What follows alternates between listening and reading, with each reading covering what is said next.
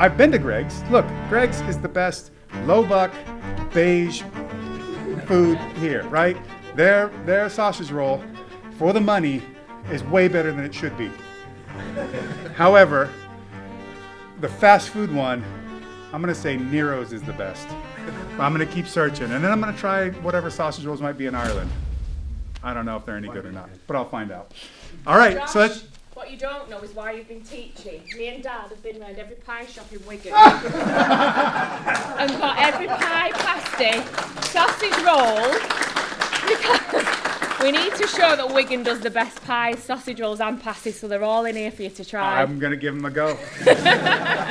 I'm gonna give them a go. All right, work our breakdowns, our rides, light resistance on bottom, and then we're gonna find our half Nelson. I'm here. Now, Kev's got weight loaded on his hands. Now we're gonna play a little game. Knock him out. Knock him away. He builds up. Knock him away. Knock him out. Knock him away. Scoop the foot, maybe. Iowa ride. Heavy. Knock it out. Knock it away. Knock it out. Knock it away.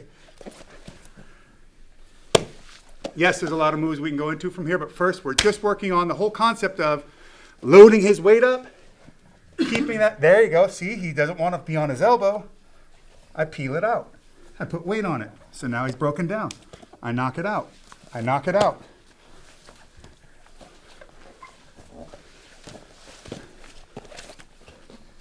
Very important.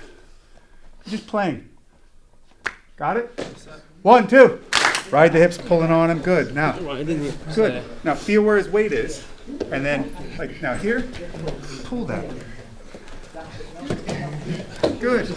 Right? Now from there you can cross face him as he reaches back for your foot, and get a bar arm even maybe. What's a bar arm? Or barbed wire. So grab his tricep. Whoop, pull it under.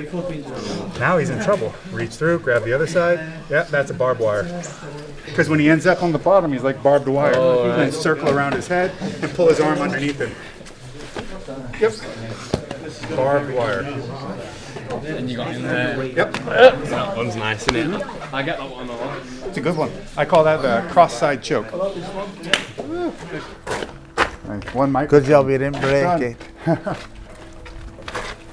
Yeah, Billy Riley used to walk through here when he was coming to the gym. It was here on the right, Riley's gym. Right over here, huh? But used to walk up the hill to it here. Now it's just houses. No, it's houses. What happened? They kept getting moved. So Billy Riley said we'll have to have a place of our own.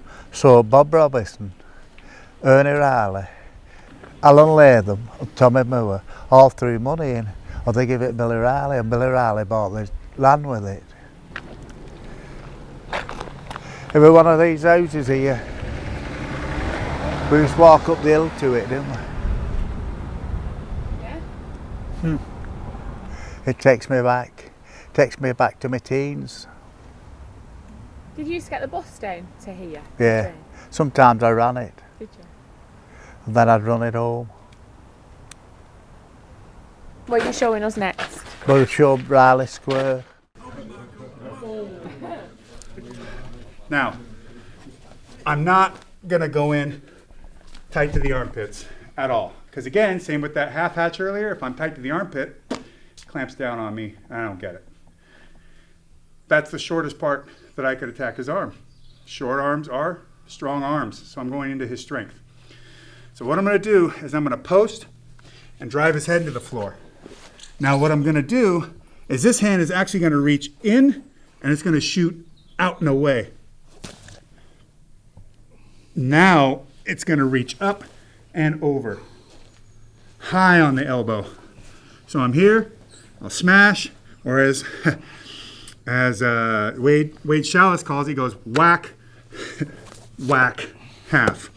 So bam, and then I'm shooting my arm out and up and then over. And if I can, I'll grab onto my own arm here, up high and tight. Now when I circle, I don't get into a big hurry and run off to the side. I'm actually going to stay nearly straight behind him And now I'm going to drive over up high here and over. Now I can lock onto my own elbow if I need to get it deeper. But the main thing is, look at where I'm bringing this thing. I'm not here. I'm punching this thing up and getting his arm even behind his head. Look, I'll be honest, if you wrestle one of my guys at the tournament and he puts a half on you, chances are, not only is he going to stuff you and pound your head underneath, as soon as you get to this bent position, he's going to further Nelson you and that match is over. I was asked to describe the difference between catch wrestling and Brazilian Jiu-Jitsu in Japan a long time ago. And so Jiu-Jitsu translates as the gentle art or gentle way. So I just simply said, well, Jiu-Jitsu translates as the gentle way, the gentle art. Catch wrestling is the violent art. Just think of American folk style wrestling, or you could say American collegiate wrestling, same thing, with submissions. And that really sums it up. But there's a reason for that, and that's because American folk style or collegiate wrestling is directly descended from catch as catch can wrestling. We're in the gym doing some last fight pre-camp stuff. I got Eric Paulson and Matt Hume there. And Billy, he's trying to tell, I think, Paulson to do this technique.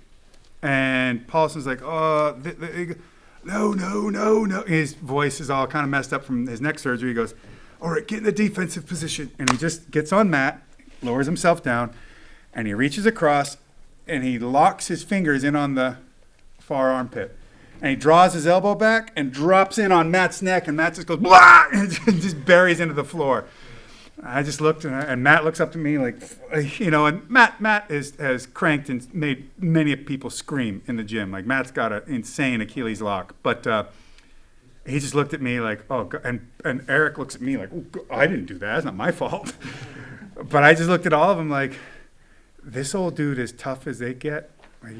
You have no clue until you get on the mats with this guy. So Billy has this technique, and I use it all the time in grappling and MMA too, because once I score that takedown, I don't want to get this guy back up. I want to keep him under me, and I want to brutalize him while he's there. So, or if he does manage to get to his feet, I want him to work so hard that it wasn't worth it. He just spent too much gas tank. Lock your fingers in on the far armpit. Drop your elbow back. It's very important. Drop it back and then down on the neck. I'm just using it as a neck lever. Now from here, I can reach, go inside the thigh, pivot, and drop him over. Now, of course, it's beautiful if I go and I run the half on the other side or cinch up the head and arm. It's all great stuff. All very simple. Whoop, right, sit in or sit through. All that. Lovely. We love it. But what happens a lot of times is we get to this intermediary. They know how much danger they're in. It's catch. He's going to his belly. So when he does, we get that 2-on-1 again. And we load. Whoop, and we pin him to the floor. We'll work for finishes later. Just another way to get him down. So as we're working here, we're riding, drop in, lever onto the head. This hand, thigh pry, spiral ride. Here. There's cradles, there's a lot of finishes. But he's gonna fight right to his belly right away because he doesn't want to get pinned. You can reach this one or this one. It's up to you. But either way, 2-on-1 again. Drive and finish him here, pinning the hips, pinching the knees, and keeping that wrist underneath him. 1, 2. This is a pie massacre. So the Snake Pit, knowing that I'm on my journey to find the best sausage roll in England or the UK at large, brought me a selection of practically every pie you can get in Wigan. Now, I have to say, Muffin Man, not bad. Their sausage roll is pretty good. The rest of their pies aren't bad either, although I don't love the sauce in all of them, but the mint steak was pretty dang good. How do you say this one? Green Nalgs? What? Greenhaugs. Very delicious stuff. Great crust. fantastic, and Galloway's as well. The sausage roll between Galloway's and this greenhouse is neck and neck. So, all good here in England.